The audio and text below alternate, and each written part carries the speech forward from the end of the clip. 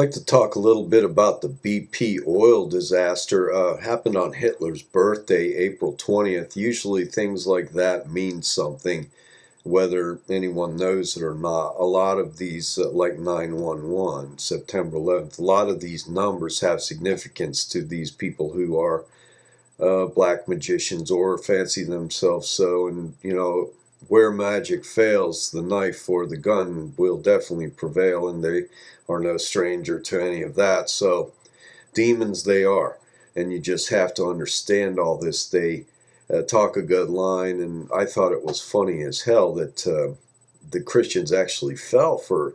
They just didn't do their homework. They embraced Bush, and they history will see them for what they are, either complicit or stupid. And, I almost feel sorry for them because I don't think they are complicit. Most of the Christian people I met one-on-one are very nice people, but, oh God, they're naive.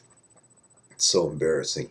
Anyway, the BP disaster is a lot more than most people give it credit for. They are usually, I don't think they, in fact, I just recently found out the next level of horror, the Gulf Blue Plague, they're calling it, because supposedly for quite some time the oil companies have been funding biotech, and they've been using these biological organisms for various things to treat the oil. I know that I was contacted back in the late 70s and early 80s by a group called Microterra, who had developed a biological agent to eat asphalt.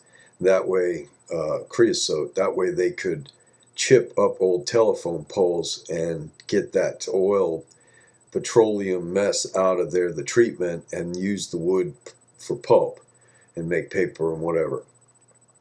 And, that was interesting to me at the time, but that's before I was very young, and I wasn't aware of things like the Grey Goose scenario where it can all come undone if the nanotech and things like that.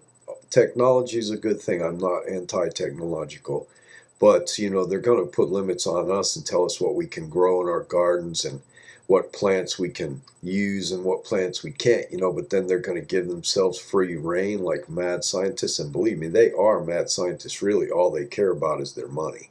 And they experiment on animals in horrible ways, and they're the most cruel pieces of garbage that ever lived.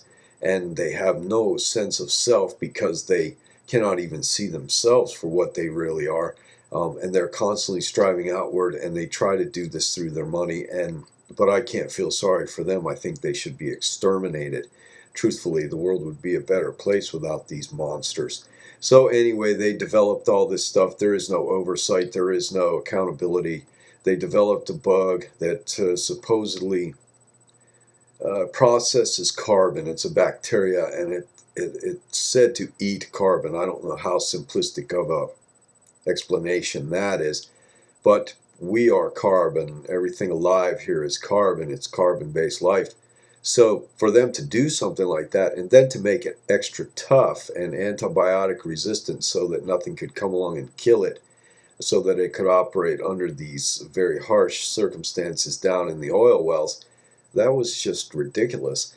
But it's something that goes along with all the rest of the stuff that they do. They are irresponsible apes. That's about it, and it's scary. It's really scary. So this thing, who knows? Maybe the BP disaster was either to let it loose, and I am of that opinion because I know of a lot of other things that were happening along these lines that didn't dovetail with Britain's plans here in America. They had thought that their magic tricks had done some damage here to freedom and liberty and the people that stand for that, and they found out that not only did those people survive their depredations, but their predations, but they had actually learned enough to combat it further and to expose it.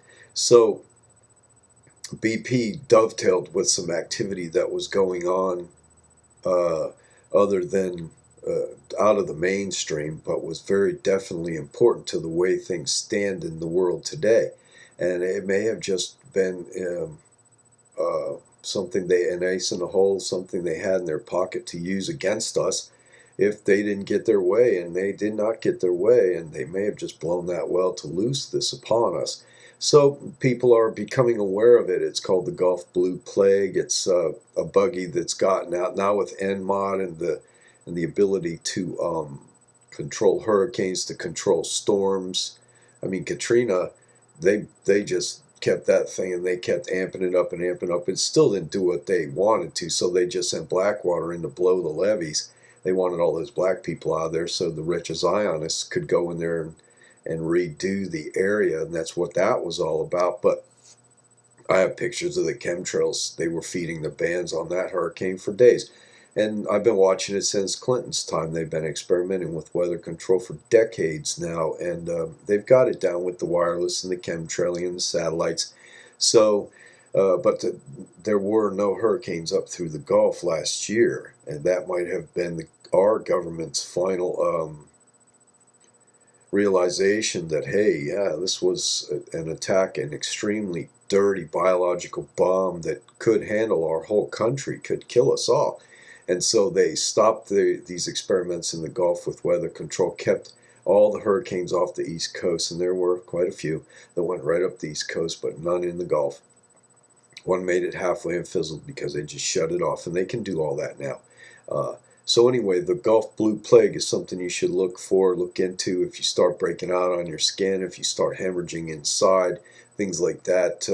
You can thank British Petroleum, and you can thank Britain in general, I think, because this is just another aspect of their attack, their war on us. Like Boy George W. He was just an agent. His father was an agent, his brother. All the people that are knighted and are British knights here in America, they are all just working for England against the American way, against the American people.